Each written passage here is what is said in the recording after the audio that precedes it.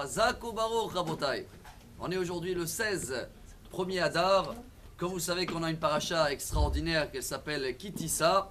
Et au milieu, il y a cet accident du veau d'or que dans le Talmud on apprend. Sanhedrin, page 102.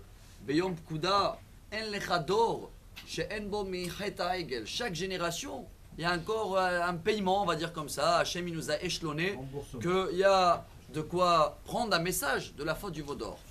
Quels sont les deux points qu'on doit réparer si je me demande à moi-même aujourd'hui? C'est ça. Venez, on va voir qu'est-ce qui est marqué dans la paracha tout de suite après le veau d'or. 1. Moshe rassemble tout le monde pour leur dire Shabbat. J'ai vu que les initiales, pas les initiales, la valeur numérique, ceux-là qui aiment Gimatria, hein, la paracha Kitissa, c'est 731 en valeur numérique. Ça donne Shabbat Zetov. Chacun qui veut commencer par Shabbat, c'est très bien. Par contre, directement après le veau d'or, il y a cette phrase très connue 3 fois dans la Torah qu'elle revient cette semaine. Lo tevashel gedi b'chalev imo. Ne fais pas cuire le veau dans le lait de sa mère. Ce qui veut dire qu'il y a un lien entre le veau d'or et le lait et la viande. C'est vrai, c'est peut-être un chok, une loi, une règle, mais on peut essayer toujours de donner un goût sur quelque chose qu'on n'a pas le droit de goûter. Le lait représente la bonté. Chaque fois que la vache elle donne du lait, c'est grâce à ça que le veau grandit et qu'après on peut avoir un entrecôte dans l'assiette.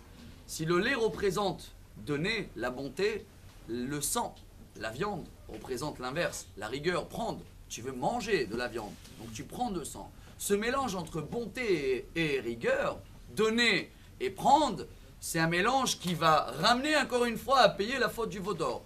Pour cela, je veux que, sans parler de politique, mais chacun qui vit ici, ou même chaque juif qui est partout, et bravo à tous ceux-là qui partagent, même s'ils sont dehors d'Israël, je pense qu'on est tous liés. Et vous savez très bien que dans la politique, les mêmes sujets en ce moment qui sont dans la couleur du peuple juif, c'est Shabbat et Kashrut. Alors que chacun y voit comment le veau d'or, c'est encore, on est dans une génération où il y en a les mêmes problèmes.